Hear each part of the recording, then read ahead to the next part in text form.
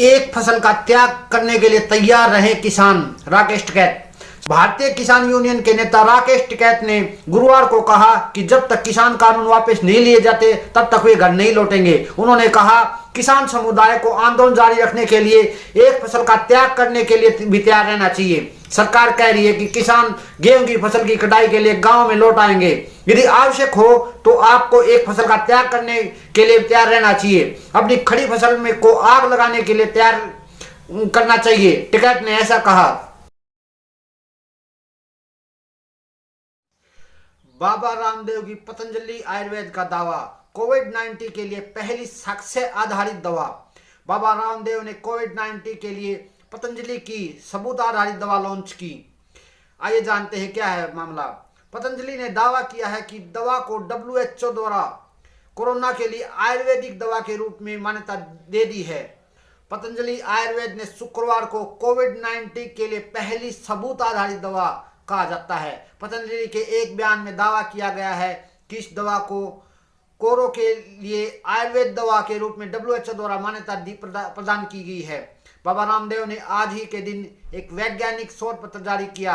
Launch में एक कार्यक्रम में कहा गया जिसमें केंद्रीय स्वास्थ्य मंत्री डॉक्टर हर्षवर्धन और केंद्रीय मंत्री नीतीश गडकरी की उपस्थिति भी देखी गई। पिछले साल जुलाई में पतंजलि तब विवादों में आ गई थी जब उसने कोविड-19 की दवा की घोषणा की थी। इसके बाद आयुष मंत्रालय ने एक बयान जारी किया गया जिसमें कि क्रोनिल को एक केवल प्रतिरक्षा के रूप में बेचा जा सकता है और इलाज के रूप में नहीं। भूमि अधिग्रहण कानून को लेकर हरियाणा सरकार को सुप्रीम कोर्ट का नोटिस। आखिर क्या है मामला, आइए जानते हैं पूरा। सुप्रीम कोर्ट ने गुरुवार को हरियाणा सरकार के भूमि अधिग्रहण पुनर्वास और पुनर्वास अधिनियम 2013 में उचित मुआवजा पारदर्शिता की धारा 101A को चुनौती देने वाली याचिकाओं पर नोटिस जारी किया है। 2018 में हरियाणा सरकार द्वारा पारित एक संशोधन अधिनियम जोड़ा गया। धारा 101A राज्य सरकार को भूमि अधिग्रहण अधिनियम 1894 के तहत अधिग्रहित भूमि को सार्वजनिक करने का अधिकार देता है यदि सार्वजनिक उद्देश्य से जिसके लिए इसे अधिग्रहित किया गया था वह अविभाज्य या अनावश्यक है। इसमें यह भी कहा गया है कि जहां अधिग्रहित भूमि के एक हिस्से का उपयोग किया गया है या किसी भी अतिक्रमण का निर्माण किया गया है, राज्य सरकार द्वारा निर्धारित किए गए नुकसान के भुगतान के साथ वैकल्पिक भूमि प्रदान करके भूमि मालिक को मुआवजा दिया जा सकता है।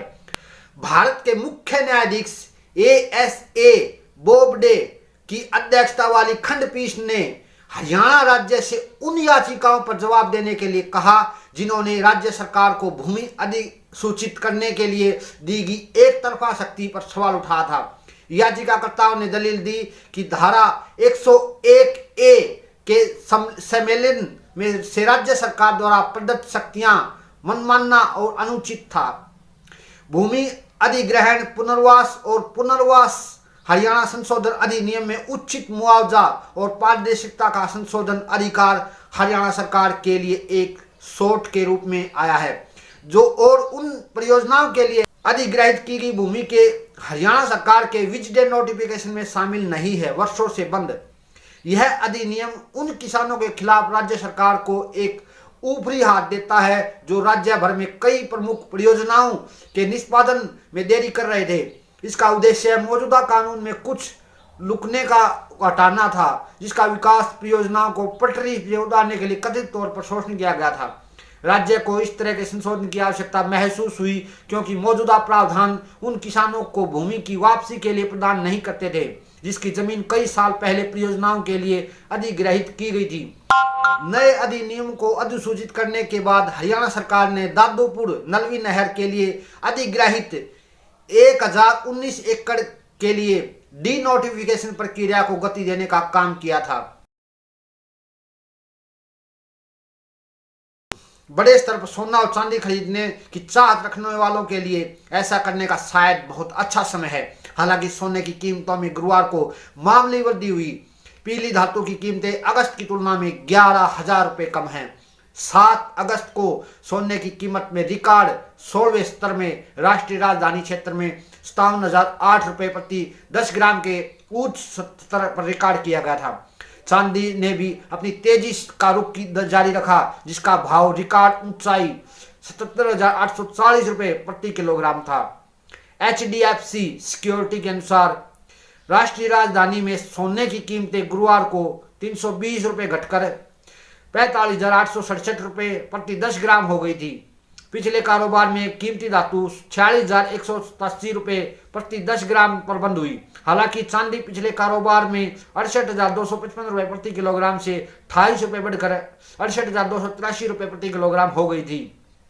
जब 1 फरवरी 2021 को केंद्रीय बजट पेश किया गया था तो आज की तुलना में MCX पर सोना 48,394 रुपये प्रति 10 ग्राम पर बंद हुआ, जब सोने की कीमतें 45,995 रुपये प्रति 10 ग्राम थी, जिसे पीली धातु 2,400 रुपये प्रति 10 ग्राम सस्ती हुई। सिर्फ 19 दिन 1 जनवरी 2021 से सोने की कीमतें को देखते हुए सोना 4200 रुपये सस्ता हो गया। विशेषज्ञों का मानना है कि यह सोना और चांदी खरीदने का सही समय है।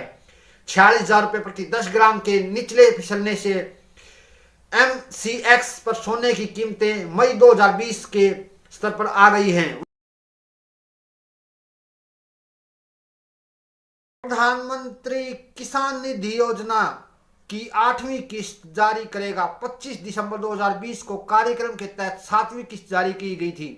इस योजना के तहत वर्ष के दौरान 3 किस्तें में उनके खातों में 6,000 रुपये प्रत्यक्ष रूप से डाले जाते हैं। सरकार किसानों को वित्तीय सहायता प्रदान करती है।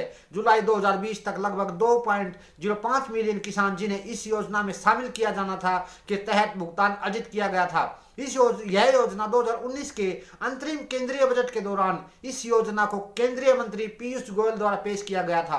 2019 में पीएम मोदी ने प्रधानमंत्री किसान निधि योजना शुरू की थी। यह योजना देश भर के सभी भूस्वामी कृषक परिवारों की खेती योग्य भूमि के साथ कुछ प्रतिबंधों के अधीन वित्तीय सहायता प्रदान करना चाहती है। पीएम किसान योजना की 8वीं किस्त मार्च में आ रही है। आपको यह इंफॉर्मेशन देनी जरूरी थी। आपको यह चैनल कैसा लगा, आपको यह वीडियो कैसी लगी, जरूर कमेंट जरूर करें और इस चैनल को ज़्यादा से ज़्यादा सब्सक्राइब करें और लाइक करें। धन्यवाद।